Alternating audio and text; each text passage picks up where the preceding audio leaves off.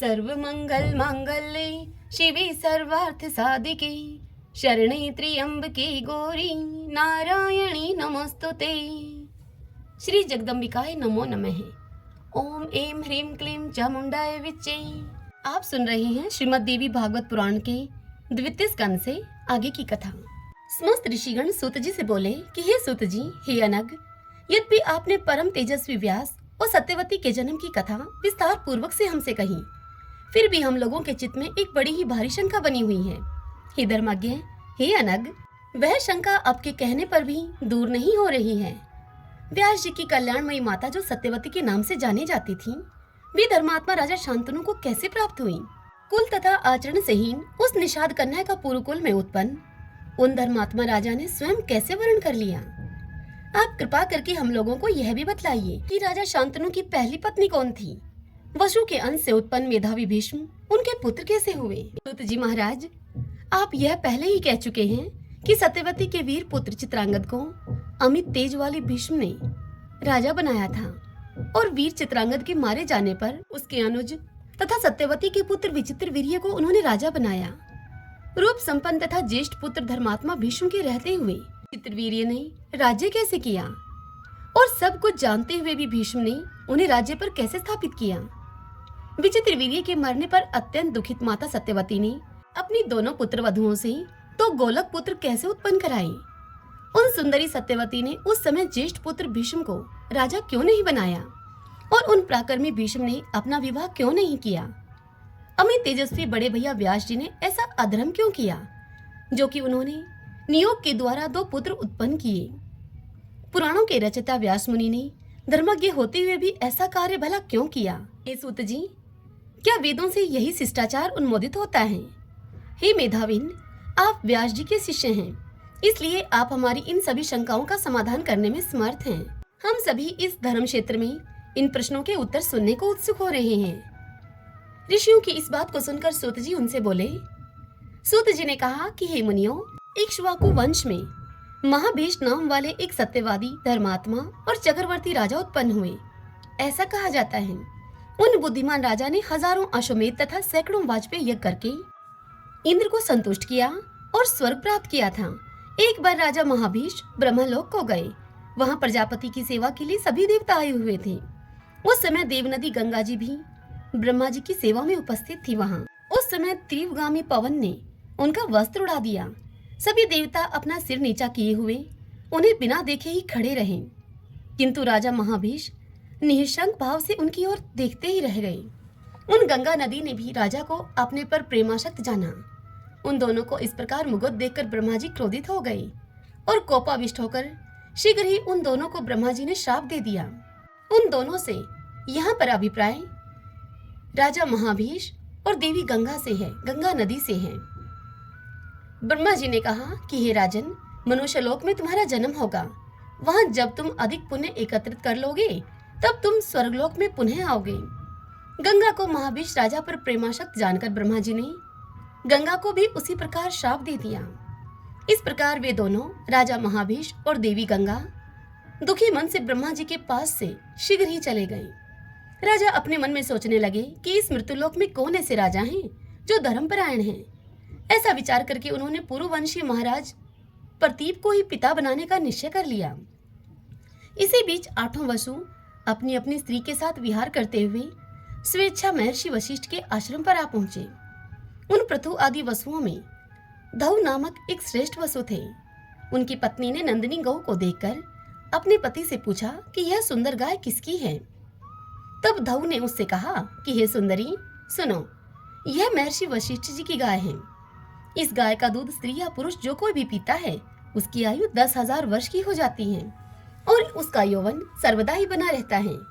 यह सुनकर उस सुंदर स्त्री ने कहा कि मृत्युलोक में मेरी एक सखी है। मेरी वह सखी राज ऋषि उष्णीर की परम सुंदर कन्या है। हे महाभाग, उसके लिए अत्यंत सुंदर तथा सब प्रकार की कामनाओं को देने वाली इस गाय के सहित इसके बछड़े को अपने आश्रम में लेकर चलिए। जब मेरी सखी इस गाय का दूध पिएगी तब वह निर्जरा एवं रोग रहित होकर मनुष्यों में एकमात्र अद्वितीय बन जाएगी। उसका वचन सुनकर धौ नाम के उस वसु ने पृथु आदि 8 वसुओं के साथ जितेंद्रिय मुनि का अपमान करके नंदिनी गौ का अपहरण कर लिया। नंदिनी का हरण हो जाने पर महातपस्वी वशिष्ठ मुनि फल लेकर शीघ्र ही अपने आश्रम में आ गए। जब मुनि ने अपने आश्रम में बछड़े के सहित नंदिनी गाय को नहीं देखा, तब वे तपस्वी वनों तथा गुफाओं में नंदिनी गाय को ढूंढने के लिए निकल पड़े। जब वह गाय उन्हें कहीं भी नहीं मिली, तब उन वशिष्ठ मुनि अर्थात वरुण के पुत्र मुनि वशिष्ठ जी ने ध्यान योग के माध्यम से उसे वसुओं के द्वारा हरी गई जानकर अत्यंत ही कुपित हुए। वसुओं ने मेरी अवमानना करके मेरी गौ को चुरा लिया है। वे सभी मानव योनि में जन्म ग्रहण करेंगे, इसमें कोई संदेह नहीं है। इस प्रकार धर्मात्मा वशिष्ठ जी ने उन वशुओं को यह श्राप दे दिया। यह सुनकर वे सभी वशु खिन्न मन से और दुखित हो गए और वहां से चल दिए। श्राप दे दिया गया है, यह जानकर वे ऋषि वशिष्ठ जी के पास जा पहुंचे और उन्हें प्रसन्न करते हुए वे सभी वशु उनके शरणागत हो गए। तब धर्मात्मा मुनि वशिष्ठ जी ने उन सामने खड़े हुए वसुओं को देखकर उनसे कहा, तुम लोगों में से अर्थात 7 वसु एक एक वर्ष के अंतराल से ही इस श्राप से मुक्त हो जाओगे, परंतु जिसने मेरी प्रिय सवत्सा नंदिनी का अपहरण किया है, वह धऊ नामक वसु मनुष्य शरीर में ही बहुत दिनों तक रहेगा। हे मुनियों, उन अभिशप्त वसुओं ने मार्ग में जाती हुई नदियों से उन नदियों में उत्तम गंगा जी को देखकर उन अभिशप्त तथा चिंतातुर गंगा जी से प्रणाम पूर्वक कहा। वसुओं ने गंगा जी से कहा कि हे देवी, अमृत पीने वाले हम देवता मानव कुक्षी से कैसे उत्पन्न होंगे, यह हमें महान चिंता है। अतः हे नदियों में श्रेष्ठ गंगा जी, आप ही मनुष्य बनकर हम लोगों को जन्म दें। पृथ्वी पर शांतनु नामक एक राज ऋषि हैं। हे अनगे, आप उन्हीं की भार्या बन जाएं। और हे सुरापगे, हमें कर्मशः जन्म लेने पर आप जल में छोड़ती जाएं। आपके ऐसा करने से हम लोग भी श्राप से मुक्त हो जाएंगे, इसमें संदेह नहीं है। गंगा जी ने उन वसुओं की सारी बात सुनकर उनसे तथास्तु कह दिया। तब वे सभी वसु अपने अपने लोक को चले गए और गंगा जी भी बार बार विचार करती हुई वहां से चली गई। उस समय राजा महाभीष ने राजा प्रतीक के पुत्र के रूप में जन्म लिया। उन्हीं का नाम शंतनु पड़ा, जो सत्य प्रतीक एवं धर्मात्मा राजऋषि हुए। महाराज प्रतीप ने परम तेजस्वी भगवान सूर्य की आराधना की। उस समय जल में से एक परम सुंदर स्त्री निकल पड़ी और वह सुमुखी आकर तुरंत ही महाराज के शाल वृक्ष के समान विशाल दाहिने जांग पर विराजमान हो गई। अंक में बैठी हुई उस स्त्री से राजा ने पूछा, हे वरानने, तुम मुझसे बिना पूछे ही मेरे शुभ दाहिने जंगे पर क्यों बैठ गई? तब उस सुंदर स्त्री ने राजा से कहा कि हे नृपश्रेष्ठ, हे कुरुश्रेष्ठ, मैं जिस कामना से आपके अंक में बैठी हूँ, अंक गोदगो कहा जाता है, उस कामना वाली मुझे आप स्वीकार कीजिए। उस रूप यौवना संपन्न सुंदरी से राजा ने कहा कि मैं किसी सुंदर परस्त्री को काम की इच्छा से नहीं स्वीकार करता। हे भामिनी, हे सुचिस्मते, तुम मेरे दाहिने जंगे पर प्रेम पूर्वक आकर बैठ गई हो, उसे तुम पुत्रों तथा पुत्र वधुओं का स्थान समझो। अतः हे कल्याणी, मेरे मनोवांछित पुत्र के उत्पन्न होने पर तुम मेरी पुत्र वधु हो जाओ।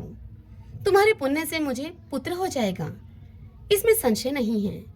वह दिव्य दर्शन वाली कामिनी तथास्तु कहकर वहां से चली गई और उस स्त्री के विषय में सोचते हुए राजा प्रतीप भी अपने घर को चले आए। समय बीतने पर पुत्र के युवा होने पर वन जाने की इच्छा वाले राजा ने अपने पुत्र को वह समस्त पूर्व वृत्तांत कह सुनाया। सारी बात को बताकर राजा ने अपने पुत्र से कहा कि यदि वह सुंदर बाला तुम्हें कभी वन में मिले और अपनी अभिलाषा प्रकट करे, तो उस मनोरमा को तुम स्वीकार कर लेना और उससे तुम मत पूछना कि तुम कौन हो, यह मेरी तुम्हें आज्ञा है। उसे अपनी धर्म पत्नी बनाकर तुम सुखी रहोगे। सूत जी इस कथा को सुनाते हुए मुनियों से आगे कहते हैं कि हे श्रेष्ठ मुनिवरों, इस प्रकार अपने पुत्र को यह आदेश देकर महाराज प्रतीप प्रसन्नता के साथ उन्हें सारा राज्य वैभव सौंपकर वन को चले गए। तदंतर वहां जाकर वे तप करके तथा आदिशक्ति भगवती जगदम्बिका की आराधना करके अपने तेज से शरीर को छोड़कर स्वर्ग को चले गए। महातेजस्वी राजा शंतनु ने सार्वभौम राज्य प्राप्त किया और वे धर्म पूर्वक प्रजा का पालन करने लगे। प्रतीप के स्वर्ग चले जाने पर सत्य पराक्रमी राजा शंतनु व्याघ्र और मृगों को मारते हुए मृग्या में तत्पर हो गए। किसी समय गंगा के किनारे घने वन में विचरण करते हुए राजा ने मृग के बच्चे जैसी आंखों वाली तथा सुंदर आभूषणों से युक्त एक सुंदर स्त्री को देखा। उसे देखकर राजा शंतनु हर्षित हो गए और वे सोचने लगे कि साक्षात दूसरी लक्ष्मी के समान रूप यौवन से संपन्न यह स्त्री वही है जिसके विषय में पिताजी ने मुझसे बताया था। उसके मुख कमल का पान करते हुए राजा तृप्त नहीं हुए। हर्षातिरेक से उन निष्पाप राजा को रोमांच हो गया और उस राजा शंतनु का चित्त उस स्त्री में ही रम गया। वह स्त्री भी उन्हें राजा महाभीष समझकर प्रेमाशक्त हो गई। वह मंद मंद मुस्कुराती हुई राजा के सामने खड़ी हो गई। उस सुंदरी को देखकर राजा अत्यंत ही प्रेम विवश हो गए और कोमल वाणी से उसे सांत्वना देते हुए मधुर वचन कहने लगे। वे बोले कि हे वामोरु, हे सुमुखी, तुम कोई देवी, मानुसी, गांधर्वी, यक्षी, नागकन्या अथवा अप्सरा तो नहीं हो। हे वरारोहे, तुम जो कोई भी हो, तुम मेरी भार्या बन जाओ। हे सुंदरी, तुम प्रेम पूर्वक मुस्कुरा रही हो, अब तुम मेरी धर्मपत्नी बन जाओ। सूत जी इस कथा को सुनाते हुए मुनियों से कहते हैं कि हे मुनियों, राजा शंतनु तो निश्चित रूप से नहीं जान सके कि ये वही गंगा है, किंतु गंगा ने उन्हें पहचान लिया कि वे शंतनु के रूप में उत्पन्न वही राजा महाभीष हैं।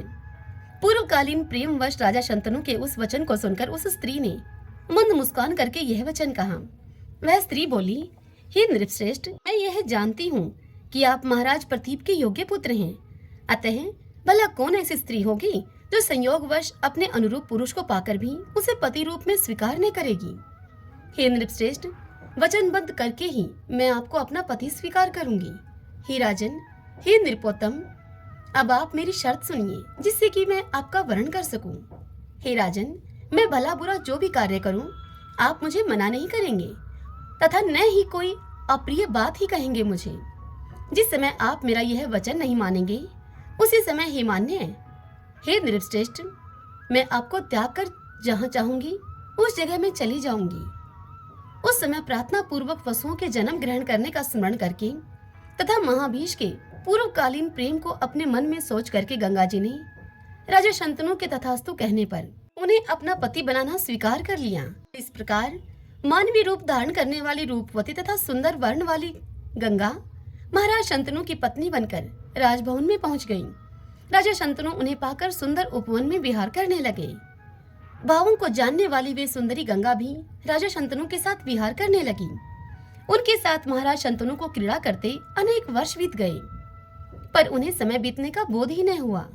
वे उन मृगलोचना के साथ उसी प्रकार विहार करते थे जिस प्रकार इंद्राणी के साथ इंद्र करते हैं। सर्वगुण संपन्ना गंगा तथा चतुर शंतनु भी दिव्य भवन में लक्ष्मी तथा नारायण की भांति विहार करने लगे। इस प्रकार कुछ समय बीतने पर गंगा जी ने महाराज शंतनु से गर्भ धारण किया और यथा समय उन सुनैनी ने एक वसु को पुत्र के रूप में जन्म दिया।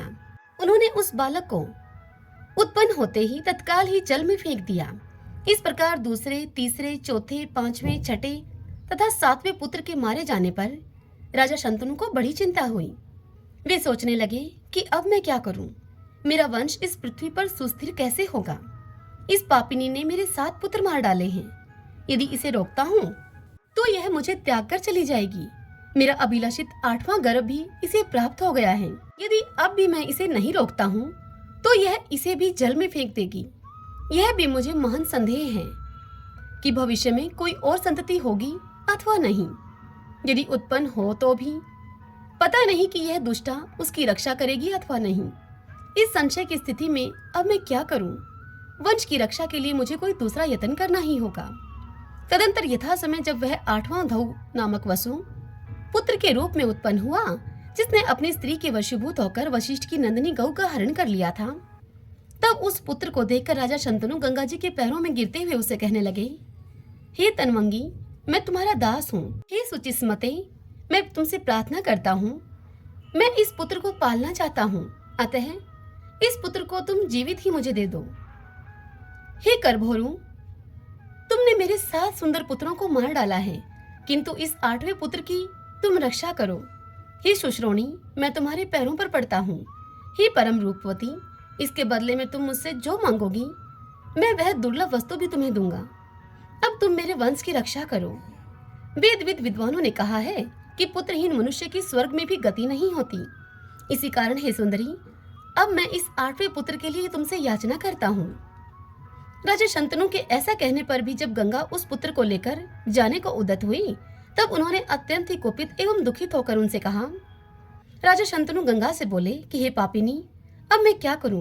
क्या तुम नरक से भी नहीं डरती? तुम कौन हो?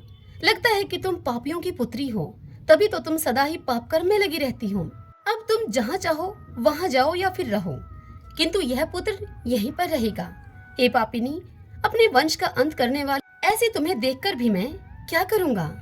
राजा के इस प्रकार ऐसा कहने पर उस नवजात शिशु को लेकर जाती हुई गंगा ने क्रोध पूर्वक राजा शंतनु से कहा कि पुत्र की कामना वाली मैं भी इस पुत्र को वन में ले जाकर पालूंगी। शर्त के अनुसार अब मैं चली जाऊंगी, क्योंकि आपने अपना वचन तोड़ा है। हे राजन, मुझे आप गंगा जानिए। देवताओं का कार्य संपन्न करने के लिए ही मैं यहाँ पर आई थी। महात्मा वशिष्ठ ने प्राचीन काल में 8 वसुओं को श्राप दिया था कि तुम सब मनुष्य योनि में जाकर जन्म लो। तब चिंता से व्याकुल होकर 8 वसु मुझे वहां पर स्थित देखकर मुझसे कहने लगे कि हे अनगे, आप हमारी माता बने। इसलिए हे नृपश्रेष्ठ, हे शंतनु, उन्हें वरदान देकर मैं आपकी पत्नी बन गई। आप ऐसा समझ लीजिए कि देवताओं का कार्य सिद्ध करने के लिए ही मेरा यहाँ जन्म हुआ है। वे 7 वसु तो आपके पुत्र बनकर ऋषि के श्राप से मुक्त हो गए, किंतु यह 8वां वसु कुछ समय तक आपके पुत्र के रूप में विद्यमान रहेगा। इसलिए हे महाराज शंतनु, मुझ गंगा के द्वारा दिए हुए पुत्र को आप स्वीकार कीजिए। इसे 8वां वसु जानते हुए आप पुत्र सुख का उपभोग करें, क्योंकि हे महाभाग, यह गांगे बड़ा ही बलवान होगा। अब इसे मैं वहीं पर लेकर जा रही हूँ जहाँ मैंने आपका पति रूप से वर्ण किया था।